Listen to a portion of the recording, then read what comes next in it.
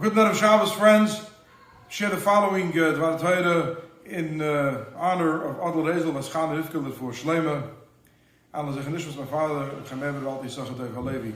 Erev Shabbos, Parshas Korach, the Chodesh Tammuz, and the Shabbos before the 3rd of Tammuz, which marks the Hilula, the Yotzeit of Rebbe. The Parsha begins with Korach's act of rebellion against the priesthood and against Moshe Rabbeinu. The words that Korach uses in his complaint to Moshe Rabbeinu is the entire community are all holy. Why do you raise yourselves? Why do you impose yourselves as the leaders of the people? So Korach's complaint essentially was regarding Moshe Rabbeinu's leadership. And much has been said about this. The commentaries offer a variety of commentaries as to what Korach's primary issue was. But I'd like to make the following observation. When Korach uses the word for leadership, if you ask someone in Hebrew, modern Hebrew today, what is a leader? A leader is a manhig, one who leads. Korach didn't say, Madu tinagu, why do you lead Kahal Hashem? He used the word tisnasu, which means to raise yourself and put yourself above the people.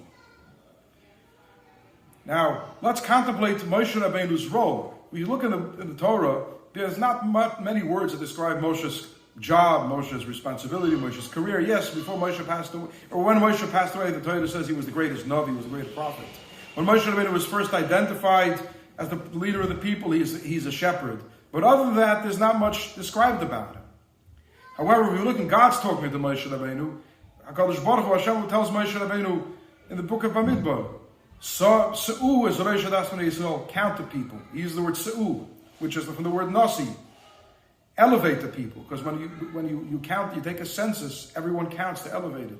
Then there's Parshas Nosoi, raise the people. Count the Levites, Nosoi. Back in the book of Exodus, Kisisa, when you count the people. The one job that Moshe Rabbeinu has repeatedly is to take a census to count, which means to make them count. And the word that God uses is from the word Nasi, this is the root that means to be one who raises and one who elevates. And last week's Parsha, the last few weeks, Moshe Rabbeinu complains about the burden of Am Yisrael, and he says to God, I can't carry the burden of these people. In the book of Dvarim, he says, how can I carry? So Moshe Rabbeinu, when he talks about his role with the people, it's not in the context of counting, but it's the same word, to carry. In order to carry a burden, carry something that's heavy, you have to lift it, you have to get underneath it. And when you get underneath something and you lift it and you carry it, you're elevating it. So it appears that's from the way God describes Moshe Rabbeinu's job and what he orders him to do. And Moshe Rabbeinu describing his own word, there's a similar word, and that word is the word Nasi. Moshe Rabbeinu is the Nasi of Bnei Yisrael, and Rashi says this later on in the book of Bamidbar, Israel, the people of Israel, Moshe Rabbeinu. Moshe Rabbeinu is the people of Israel. For the Nasi is everything. Moshe Rabbeinu is the Nasi. Now, Korach knew that Moshe is the Nasi, but he takes the word Nasi and he has another variation on that same etymology, and he says, Madua tisnasu. Why do you impose yourself? Korach made a mistake, had a misunderstanding of Moshe's role. He thought Moshe's role was like somebody who leads from the front. And as a result of that, all the other things that the rabbis tell us about his complaints, those other things emerge from that misunderstanding and mischaracterization of the role of Moshe Rabbeinu. But the truth of the matter is, Moshe is a different kind of Nasi. And in fact, what happens after Korach complains? Moshe falls on his face. The commentaries have a lot of interesting things to say about that too. But the way I like to view it is Moshe falls because he falls down, he goes underneath.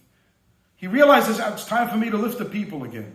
I'm a true Nasi. Madua tisnasu. Why you impose yourself on the people? Moshe shows Korach, that's not my job. I don't impose myself on the people. I get underneath the people.